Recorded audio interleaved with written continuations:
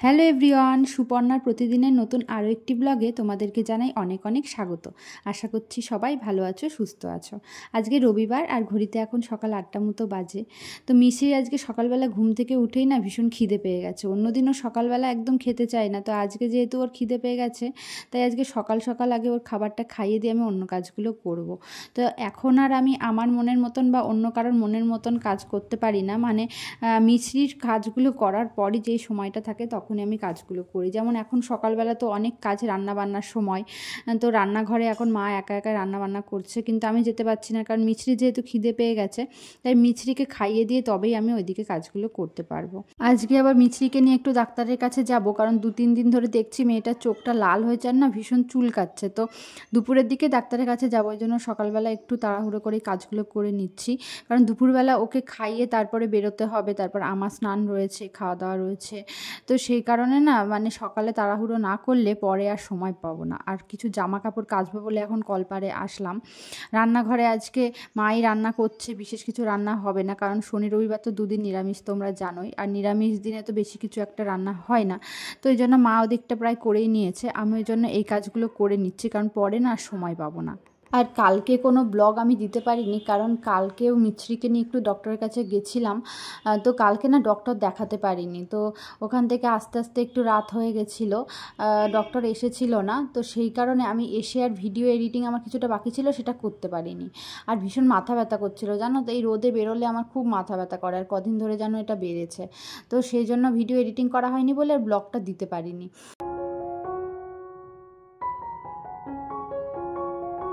এখন এই সময়টায় কলপাড়ের দিকটা এত রোদ থাকে, অন্য সময় হলে কলপাড়ে আসতে পারতাম না, কিন্তু এখন যেহেতু ত্রিপল টাঙানো রয়েছে সেই জন্য কলপাড়টা একদম ছাওয়া। এখন সারাদিন মোটামুটি যখন খুশি কাজ করা যাবে কলপাড়ে, এখন আর রোদ লাগে না যেহেতু ত্রিপল টাঙানো রয়েছে।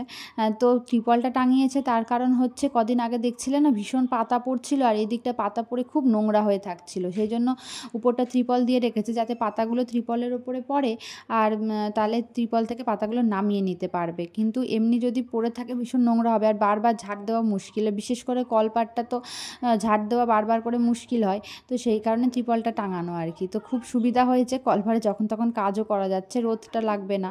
তো মায়ের এই শাড়িটা ধোয়া ছিল, মায়ের এই শাড়িটা নিয়ে যাচ্ছিলাম, পরে আবার মা বললো যে এটাতে নীল দেবে, ওই জন্য আমি আবার রেখে দিলাম যে মার সুবিধা মতো নীল দিয়ে নেবে।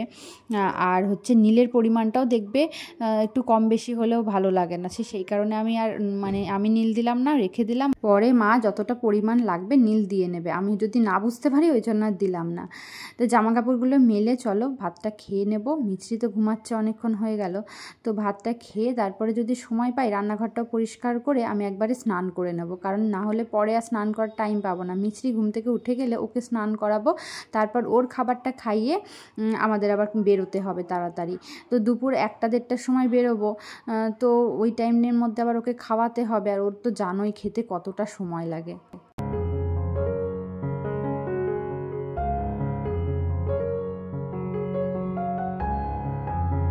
এই সময়টাই আমার একটু ফাঁকা থাকে, মিছরি যখন ঘুমায় তখন আমি কাজগুলো করতে পারি, তাই এই সময়টা আমি যতটা পারি মানে কাজগুলো করে নিই। তো মা রান্নাবান্নাটা করে দিয়েছে, রান্নাবান্নাটা তো আমাকে করতে হলো না, তাই আমি রান্নাঘরটা ভালো করে পরিষ্কার করে দিচ্ছি। আর আমি আগাগোড়ায় ভীষণ তাড়াতাড়ি কাজ করতে পারি, তাই মিছরি যতক্ষণ ঘুমায় আমার অনেকগুলো কাজ হয়ে যায়। এখন দেখো মিছরি ঘুমাচ্ছে বলে রান্নাঘরটা পরিষ্কার করে আমি স্নানে চলে যাব, স্নান কমপ্লিট করে বেরোবো, তারপরে ঠিক মিছরি ঘুম থেকে উঠবে, এরকমটাই হয়ে থাকে। তাই বাড়িতে যখন কেউ থাকে না তখন এই টাইমটাই আমি রান্নাবান্নাটা করে নিই, মিছরিকে ঘুম পাড়িয়ে চটপট রান্নাবান্না করে নিই। আর বাবা মা বাড়িতে না থাকলে তো আমাদের আঁশ নিরামিষের সেরকম কোনো ব্যাপার থাকে না, 2-1 তরকারি করলেই খাওয়া হয়ে যায়। তো তখন আমি নিজের সুবিধা মতো কাজগুলো করতে পারি। তো যখন সংসারে লোক কম থাকবে তখন দেখবে নিজের সুবিধা মতো করা যায়, কিন্তু সবাই মিলে থাকলে দেখবে নিজের সুবিধা মতোটা করা যায় না, কারণ যেহেতু সবার সুবিধা অসুবিধার ব্যাপার রয়েছে, সেই জন্য এখন আমাকে আমার সুবিধা মতোই কাজগুলো করতে হয়, কিছু করার নেই। তো এখন দেখো এই রান্নাঘরে টাইলসগুলো একটু মুছে নিচ্ছি, আর যতবারই আমি ভিডিওতে এই টাইলসগুলো তোমাদেরকে দেখাবো দেখবে এক কথাই বলবো যে আমি ভীষণই বিরক্ত এই টাইলসগুলো নিয়ে, মানে বিরক্ত প্রকাশই করবো এই টাইলসগুলো নিয়ে। কিছু করার নেই, এখন এগুলোর সাথেই আমাকে কাজ করতে হবে, যেহেতু আমি পছন্দ করিনি, তোমাদের দাদাভাই পছন্দ করেছিল, তো ও এরকম নিয়ে ফেলেছে, এখন আর কি করা যায় বলো। আর যখন নিয়ে ফেলেছিল তখন আমিও বুঝতে পারিনি যে ব্যাপারটা এরকম হয়ে যাবে। তো পরে লাগানোর পরে যখন দেখছি নোংরা পড়ছে তখন হচ্ছে আমার বিরক্ত লাগছে যে এগুলো এরকম টাইলস না লাগানোটাই ভালো ছিল।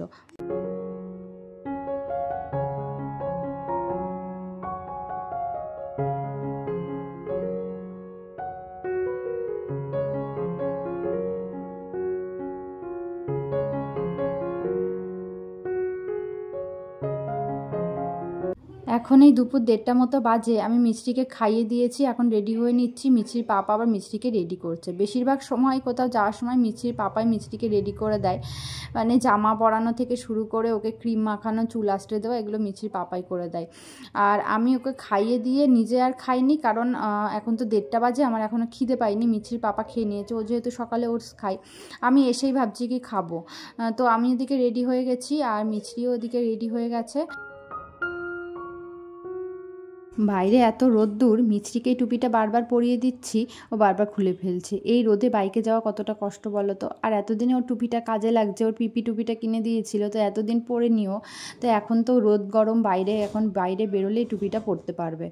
তো যতবারই আমি পরাচ্ছি ততবারই ও খুলে ফেলছে। ওর কোনো কিছু পরতেই যেন বিরক্ত লাগে। ওর জন্য একটা জলের বোতলও নিয়ে নিলাম, কারণ এখন এত রোদের তাপ তো সবারই দেখবে গলা শুকিয়ে আসে। যদিও সে জল খেতে নারাজ, তবুও নিয়ে নিলাম, বাচ্চা তো প্রয়োজন হতেই পারে।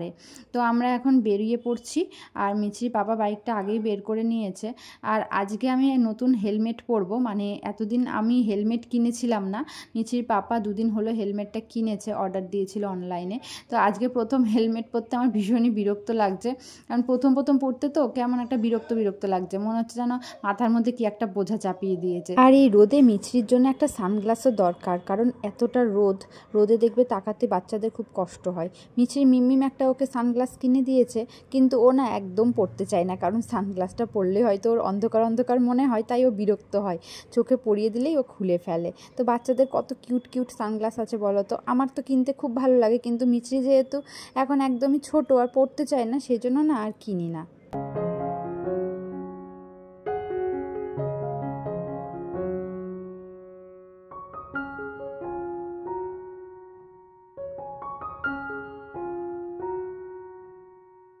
রোদে গরমে ডাক্তার দেখিয়ে বাড়ি এসে আগে আমরা ফ্যানের হাওয়া খেয়ে নিচ্ছি ঘরে এসে। আর মিছরিকেও ড্রেসটা চেঞ্জ করিয়ে দিয়েছি, কারণ এত গরম না বাইরে, তো ওই হালকা পাতলা জামাগুলো পরে না ও বেশ আরাম পায়। আর আমি তো বললাম তোমাদেরকে যে আমি খেয়ে যাইনি, মিছরির পাপা খেয়ে গেছে, তা আমি এসে খেয়ে নিচ্ছি, খিদেও পেয়ে গেছে ভীষণ। আর মিছরি আবার এখন আমার কোলে একটু আসতে চাইছে, সেই জন্য আমি কোলে নিয়ে খাবারটা বাড়তে চলে আসলাম। অনেকটা বেলা হয়ে গেছে, এখন মোটামুটি 4টে মতো বাজে। আর মিছরিকে তো আগেই খাইয়ে নিয়ে গেছি, তাই মিছরিকে খাওয়ানোর চাপটাও নেই। আজকে খুবই ভালো করেছি, মিছরিকে আগে খাইয়ে দিয়েছি। বাড়ি এসে খাওয়াতে গেলে এমনিতে অনেকটা বেলা হয়ে যেত, আর আমার এতটা ধৈর্যও থাকতো না ওখান থেকে ঘুরে এসে নিজে খাওয়া আবার মিছরিকে খাওয়ানো। তার উপর তো আমার মাথা ব্যথা রয়েছে, রোদে বেরোলেই তো মাথা ব্যথা করে আমার। এখন এই খেয়ে একটু রেস্ট নেব, কারণ মাথা ব্যথা অলরেডি শুরু হয়ে গেছে জানো তো।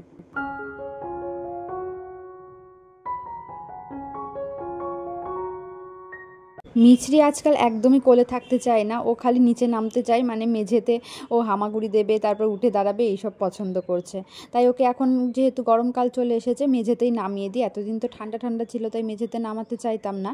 আর এখন না ও একটু হাঁটি করতেও বেশ পছন্দ করছে, তাই ওকে একটু হাত ধরে হাঁটালে ও খুব ভালোবাসে সেটা।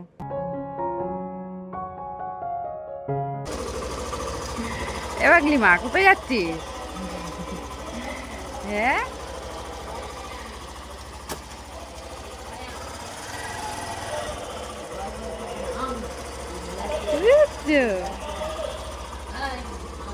কোমর দিয়ে বেঁধে নিয়েছে। মামা টাটা টাটা। বিকেলবেলা তো আবার মিছরির একটু না ঘুরলে ভালো লাগে না, তাই ওর পাপা বাইকে করে বাড়ির সামনে রাস্তাটা দিয়ে একটু ঘোরাচ্ছিল। আর এই সময়টাই আমি একটু ভিডিও এডিটিং নিয়ে বসি, তাই মিছরিকে কারোর না কারোর কাছে রাখতেই হয় আমাকে।